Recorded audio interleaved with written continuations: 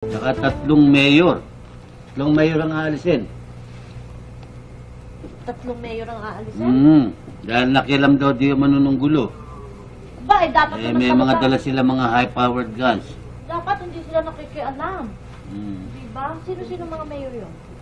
Yan, oh. Si Mayor Domo, Hermana Mayor, si Mayor Dedad. Si Jan naman, puro kalukuhan. Nakakainis, wala nang kinuwentong tama. Apat pala eh. Apat? Mayor ng Selda.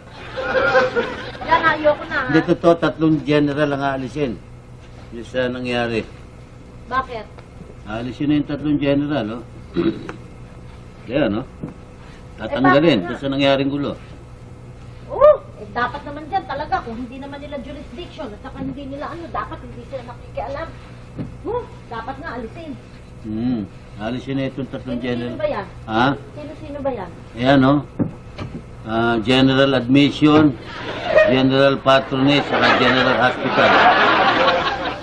Ay, Meron, nag-assign talaga ng general para linisin ng military. Oo, yun. Yan, naniniwala ako.